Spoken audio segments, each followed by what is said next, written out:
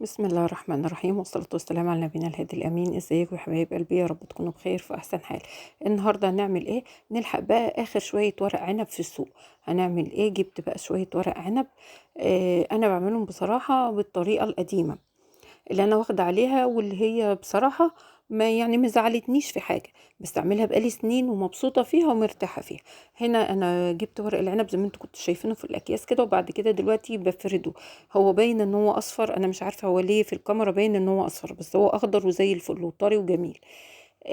لأن أنا جايباه كان صابح كده، كان حلو.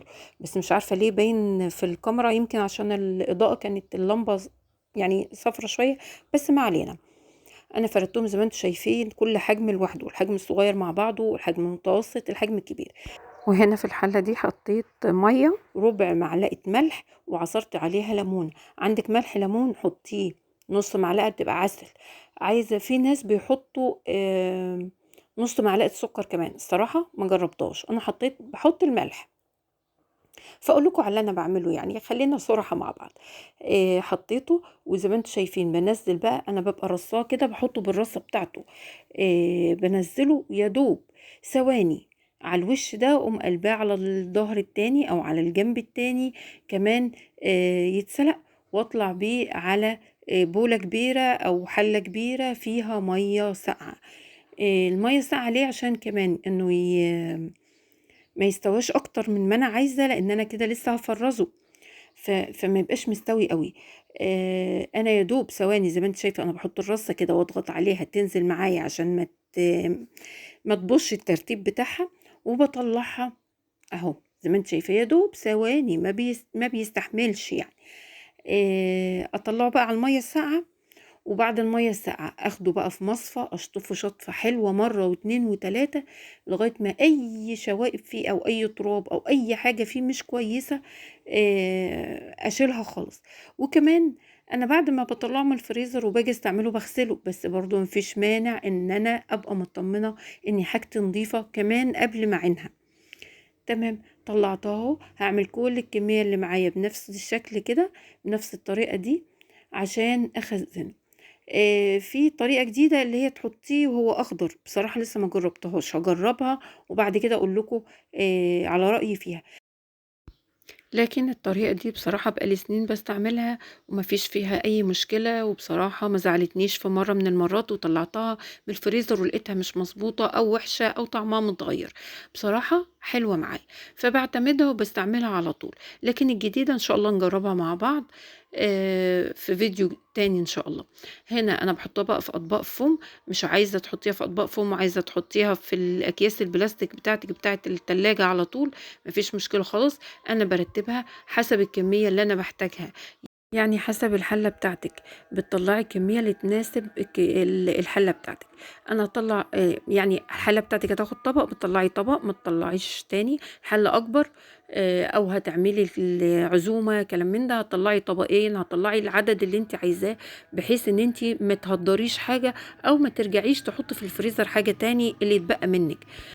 وهنا بقى يا ست الكل يا قمرايا، لو ناسيه ان انت تحطي لي اللايك، اتمنى ان انت تحطي لي اللايك، واتمنى ان الفيديو بتاعي يعجبك. ولو انت اول مره تشوفي قناتي، اتمنى ان انت تنوريني وتشتركي معايا وتفعلي زر الجرس عشان يوصلك كل الفيديوهات الجديده. وكمان تكتبي لي في التعليقات رايك في الفيديو. وكمان لو حابه اي حاجه او اي فيديو نعمله مع بعض، انا تحت امرك. كلنا اخوات وكلنا بنساعد بعض، وكمان بنتعلم من بعض. يعني انا لو مش عارفة حاجة هدخل على اليوتيوب وادور عليها في اي قناة، اتعلم منها عادي جدا، مفيش اي مشكلة. لكن المشكلة ان اكون مش عارفة وكمان مش عايزة اتعلم. فاحنا كلنا بنعلم بعض وبنساعد بعض. انا بحط الورق، يعني انا بوزعها في الاطباق الكبيرة اللي هو الحجم الصغير قوي قوي. يعني لو ورقة اتقطعت مني ممكن احطها على بعضها واسويها يعني كده. فايه لانها طبعا ما تنفعش تتعمل لوحدها، فبحطها مع الاطباق الورق الكبير. لكن لو حابة تحطي كل حاجة لوحدها مفيش مشكلة خالص. انا مش بقولك تعملي زيي، انا بديكي فكرة وانتي اللي يريحك بتعمليه. انا هنا هعمل كل الاطباق بالشكل ده، كل الكمية اللي معايا، وهحطها في الفريزر زي ما انت شايفة. انا بعملهم يعني بوريكي ان انا بعملهم وبترصوا، لو عايزه تحطيهم كده فوق بعض في الفريزر مفيش مشكله، ما بياخدوش مساحه كبيره.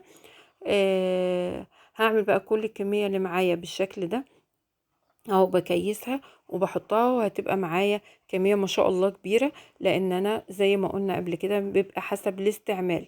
آه لو انتوا طبعا عيلة كبيرة فبتحطيها الكمية اكبر من كده. على فكرة انا مستنية تعليقاتكم في الفيديو على الطريقة التانية اللي هو تخزين ورق العنب من غير ما يتسلق.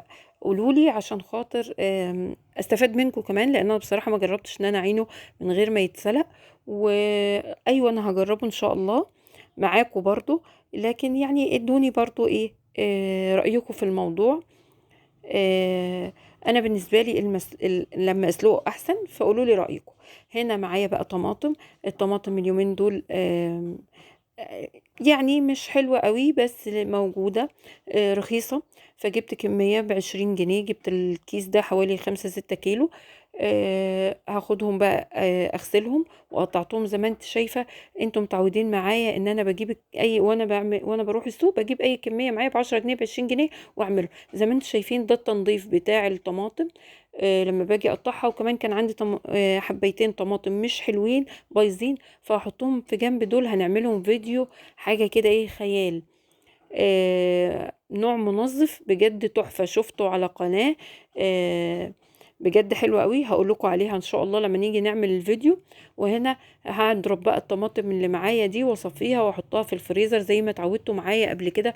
كل مرة اشتري او اروح السوق اجيب طلباتي، اجيب معايا كمية طماطم واعصرها واحطها كده في اكياس واحطها في الفريزر، بتنفعني وكانت حلوة جدا جدا معايا طول رمضان. وده كان الفيديو بتاعنا بسيط جدا، مفيش فيه اي حاجة، بنساعد بعض وبنعرف بعض افكار بسيطة ومفيدة. اشوفكم على خير ان شاء الله في فيديو جديد في قناة ام طارق وعمايل ايديها. ما تنسوش بقى اللايك، وكمان مستنية رأيكم ان شاء الله في الكومنتات. واشوفكم على خير ان شاء الله في فيديو جديد، والسلام عليكم ورحمة الله وبركاته.